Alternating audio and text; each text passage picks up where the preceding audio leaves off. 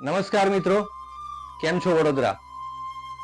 આજે એક ઉદ્દેશ્યથી અમારા વડોદરાના યુવાનો, એમ કહી શકાય કે જાગૃત યુવાનો, જાગૃત એટલા માટે કે વડોદરાની અંદર કોઈ પ્રોબ્લેમ હોય અને અમે બધા ભેગા ના થઈએ અને કંઈક એ વિશે આપણે શું કરી શકીએ આપણી શક્તિ પ્રમાણે, એવું આજ દિન સુધી બન્યું નથી. ચાહે પૂરની સમસ્યા હોય કે કોઈ પણ નેચરલ કેલામિટીસ હોય કે કોઈ પણ કુદરતી આપત્તિ આવી પહોંચે કે ક્યાંક ને ક્યાંક આ સેવા સદન ના સત્તાધીશો દ્વારા જ્યારે કોઈની વાત સાંભળવામાં ના આવે ત્યારે અમારા યુવાનો જ, અમારા કેટલાય બીજા સામાજિક કાર્યકર મિત્રો છે જે વડોદરા માટે સતત કાર્યરત હોય છે.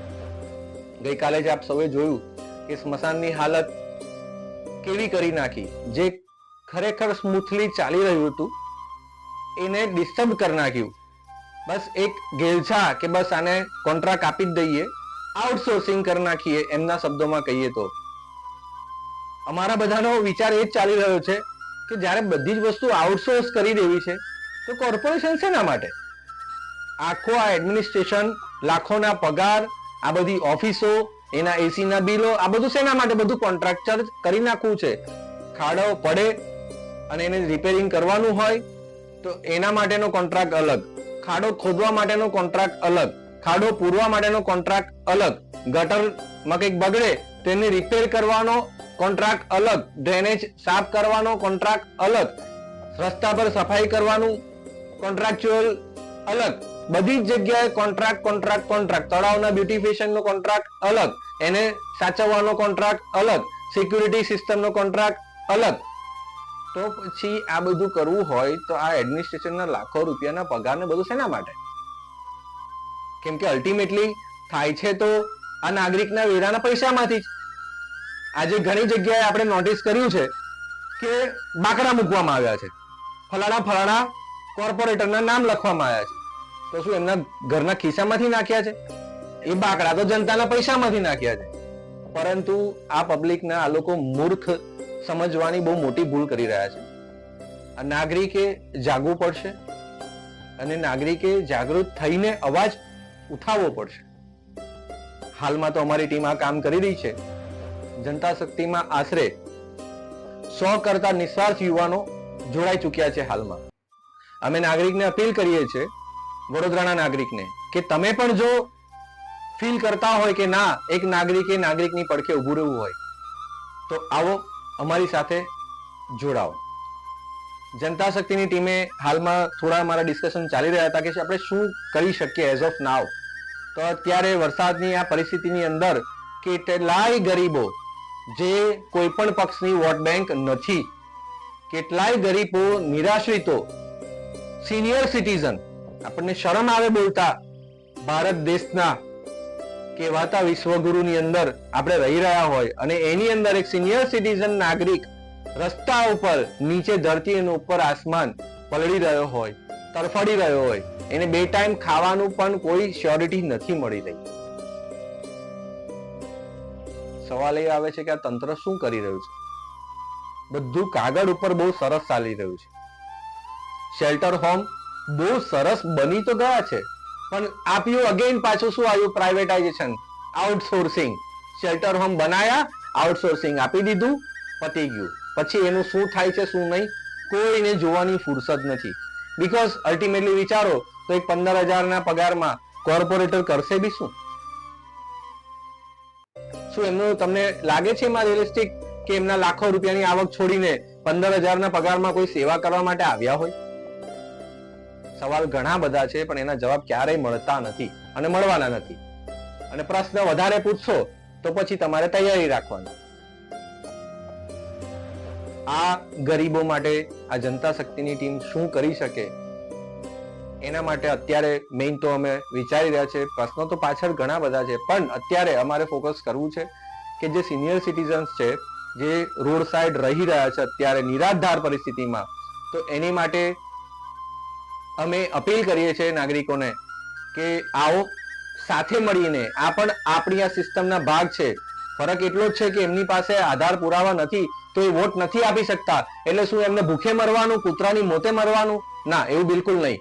જનતા શક્તિના જાગૃત યુવાનો આ નહીં થવા દે. અમે કોઈ પણ કાળે કટિબદ્ધ છે કે આ નાગરિકોને પણ જીવવાનો હક છે, એક સારી જિંદગી જીવવાનો એમનો બેઝિક રાઈટ છે.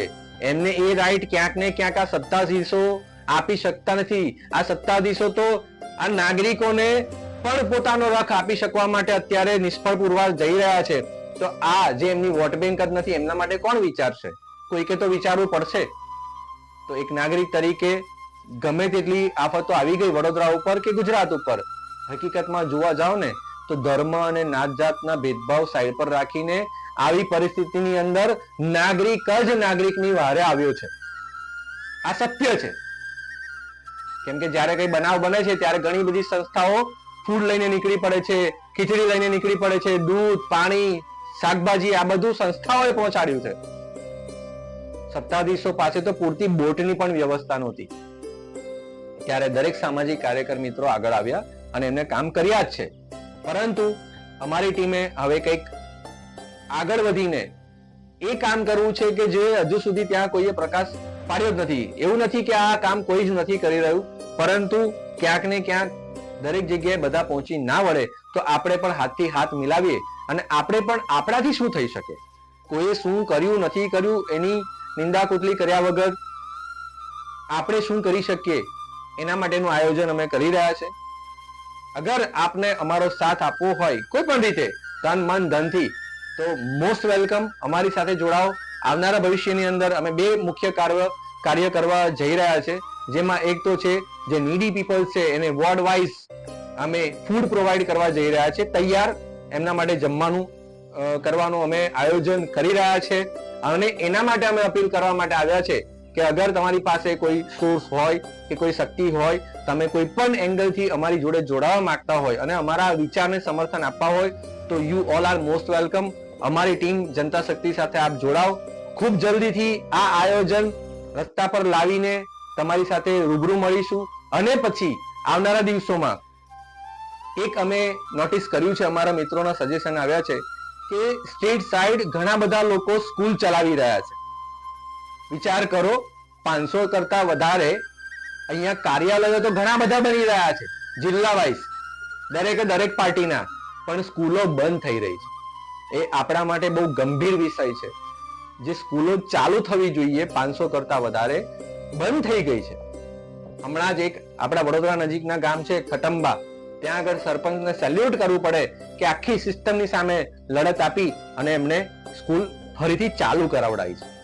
તો આ સ્કૂલને અને આ એજ્યુકેશનને જે લોકો નિસ્વાર્થ ભાવે આપી રહ્યા છે વડોદરાની અંદર, એવા હજારો લોકો છે. તો એમને એક પ્રોત્સાહન રૂપે કે એમના કાર્યમાં મદદરૂપ થવાના ભાગરૂપે અમારી જનતા શક્તિની ટીમ 10,000 કરતા વધારે નોટબુક્સ અને એમના મટીરિયલ્સ વિનામૂલ્યે પ્રોવાઈડ કરવા જઈ રહ્યા છે. અગર આ કાર્યમાં બી આપ સાથ આપવા માંગતા હોય તો you all are most welcome again જનતા શક્તિની ટીમનો ભાગ બનવા માટે. Thank you so much. Jai Hind, Vande Mataram, જય ભારત.